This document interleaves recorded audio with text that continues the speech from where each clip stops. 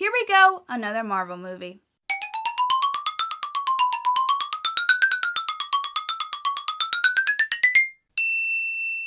And I mean that in a good way, really. I like Marvel movies, so I have no problem with it. It's not like I'm saying it begrudgingly.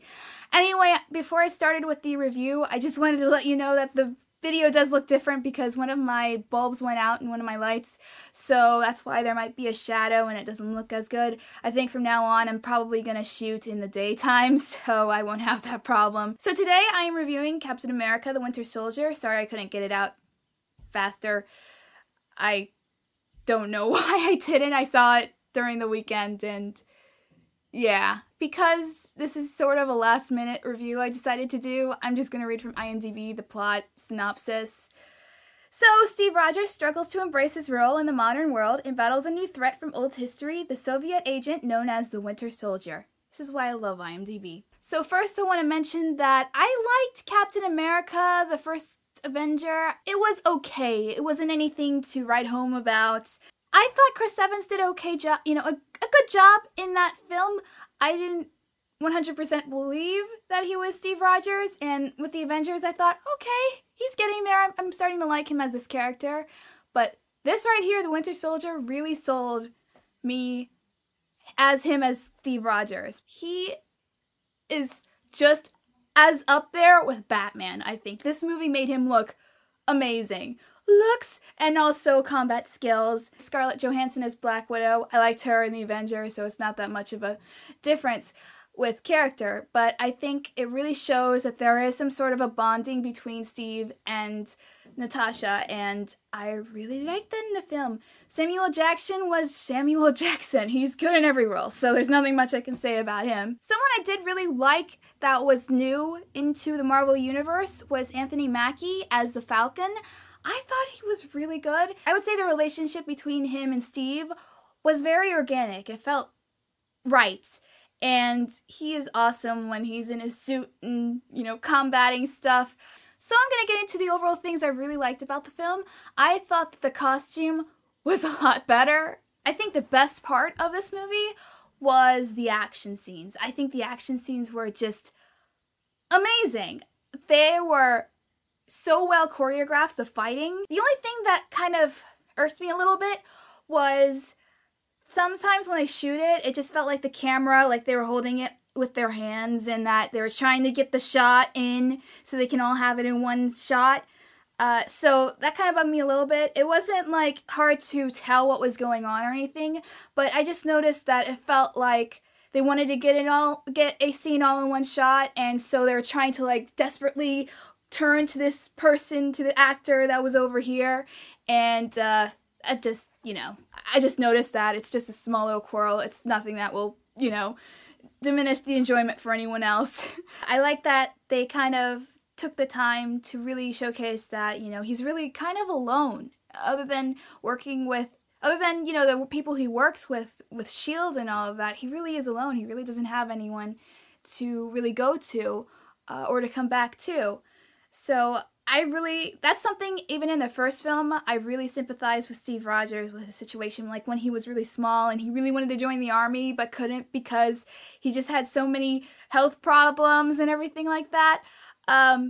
So in this film, having that type of sympathy again, I think really made us more interested in that character. I think he might actually become my favorite out of the group. The main characters were really written strong. Now, here is where I start to get a little bit of an issue with it. First off, the villain.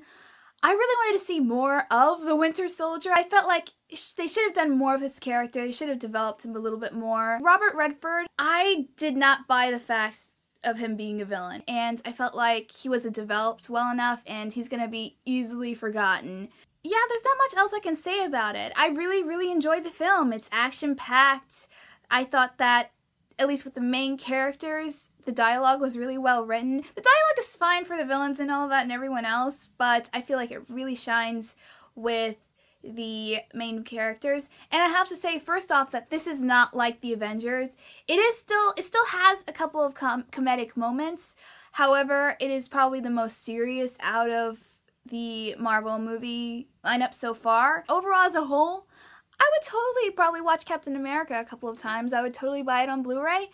I just think that there's just something about it where I'm not like, it's not a 5-star film for me, because I just felt like the villains weren't that big of a deal like they should have been in the film. Robert Redford, you know, a great actor, but I felt like he was really underused here.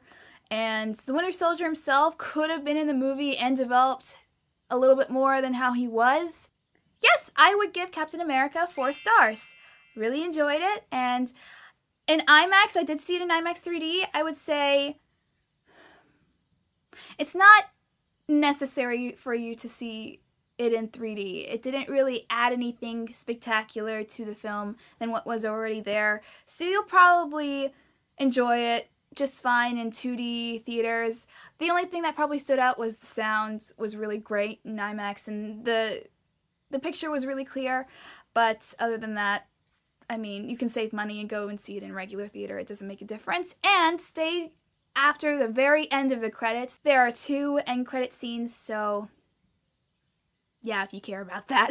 So that's my review. For upcoming videos that are coming out, I still can't record any gameplay footage because I'm still having the problems with my computer. It still works, everything, obviously, if I'm able to get this video up. However, I think that doing 10 videos a week would really start to wear out the computer a little bit, and I just don't want to overwork it. But doing reviews every week, maybe 2 or 3 a week or something like that, I don't know, would probably be better. So the next reviews coming up will be all animated shows, I think, or TV shows just in general, but mostly animated, including anime, so I don't know if you're into that or not, but they're good anime, so I guess I can review some bad ones too, if I can find any. I don't really know. I kind of stick with the ones that everyone says are great, but I have seen a couple of crappy ones, so I can review those. I think they might be a lot of fun to kind of tear down. Anyway, thank you so much for watching this, and stay tuned for the animated reviews to come. I don't know how to end this, so goodbye!